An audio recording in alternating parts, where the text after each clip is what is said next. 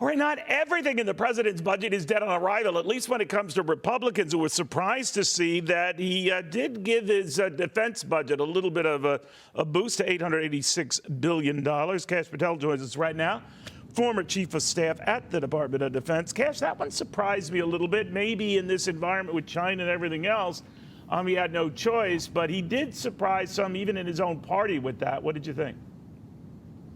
Yeah, look, as the chief of staff, we ushered at the time 3 years ago a $750 billion defense budget, which was the largest at that time in history for the U.S. So we're seeing a $130 billion increase. That did surprise me a lot, because I thought there was portions of the $750 billion defense budget that we passed that we didn't need and was unnecessary. And I just think that it's a combination of factors between everything going on in the Ukraine. We've given over $110 billion in aid and committed $30 billion more. I think that's where you're seeing the difference, but I did find it a little surprising that it was such a large number. Do you know how that breaks down, or where the administration might be putting its priorities? The reason why I ask, Kash, is we've learned from China's Xi Jinping that he's called for more quickly elevating the armed forces.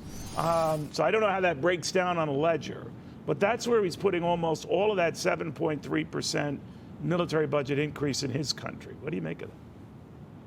Yeah, well, hopefully it's up to the leadership, and there's two components. There's the intelligence leadership framework that decides where to tier one categorize where the monetary commitments go, and there's the congressional side of it, which says, okay, those are the needs. We approve those budgetary restrictions and requirements. And then there's the operational side from the DoD component that says we need X, Y, and Z to operate in Iraq, Syria, Somalia, Afghanistan, Iraq, wherever else.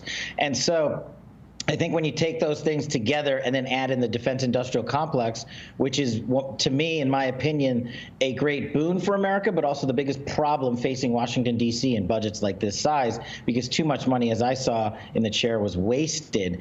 And so it's very hard to pigeonhole exactly where this money goes, especially when you have the DOD, who has now just failed its fifth audit, according to the last Inspector General report out last month, where they can't account for some 55% of its machinery. You know, then there's the issue of Ukraine funding, and I know a lot of Republicans have been saying, at the very least, we're going to closely watch every penny. Others going so far as to say, maybe we shouldn't be giving them money at all and prioritizing things here. Where do you think that's going?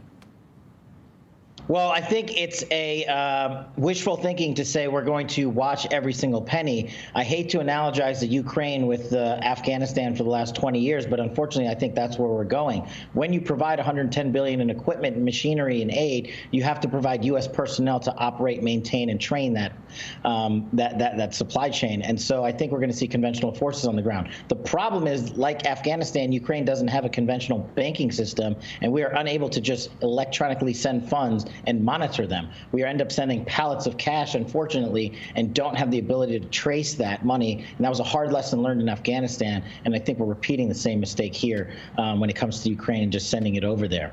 I hope not, but we'll watch it closely. Kash, thank you very much for joining us. Kash Patel on all of that.